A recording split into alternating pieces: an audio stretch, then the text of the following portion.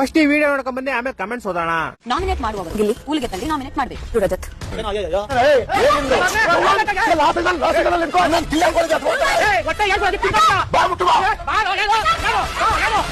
चलिए शुरू करते हैं. ಕಾವ್ಯ ಊಸರವಳ್ಳಿ ಅನ್ನೋರು ಲೈಕ್ ಮಾಡಿ.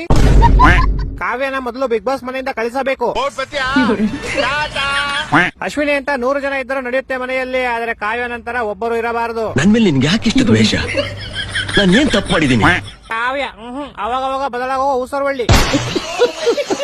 ಪಾಸಿಟಿವ್ ಆರ್ ನೆಗೆಟಿವ್ ಒಂದೊಂದ್ಲಿ ಕಾವ್ಯ ಅಷ್ಟೇ. ಬೇಕಣ್ಣ ಈ ಲೋಪರ್ ನನ್ ಮಗನ್ ತಲೆ ಬೇಕೇ ಬೇಕು. ಕಾವ್ಯಗೆ ನೆಗೆಟಿವ್ ಕಮೆಂಟ್ಸ್ ಹಾಕೋರು ಬೇವರ್ಸಿಗಳು. ಯಾಕೆ ನಿಜ ಹೇಳಿದಕ್ಕೆ ನಿಮ್ಗೆ ತಿಕ್ಕ ಉರ್ದೋಯ್ತಾ? ನೆನ್ನೆ ಚೈತ್ರಕ್ಕ ಓವರ್ ಆಕ್ಟಿಂಗ್, ಯಾರಿಗೆಲ್ಲ ನೋಡಕ್ಕಾಗಿಲ್ಲ ಲೈಕ್ ಮಾಡಿ. ನೋಡ್ರಿ ಈ ವಾರ ಮನೆ ಮಗಳು ಸ್ಪಂದನ ಎಲಿಮಿನೇಟ್ ಆಗಬಹುದು ಅನ್ಸುತ್ತೆ. ಗಿಲ್ಲಿ ಒಬ್ಬನಿಗೋಸ್ಕರ ಯಾರ್ಯಾರು ಬಿಗ್ ಬಾಸ್ ನೋಡ್ತೀರಾ?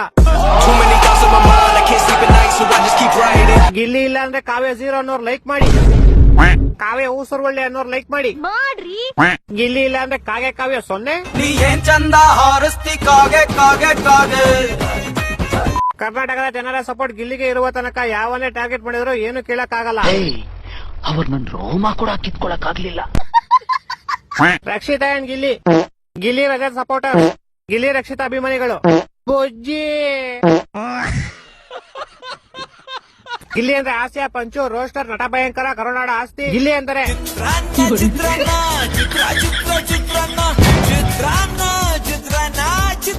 ಚಿತ್ರಾನ್ನ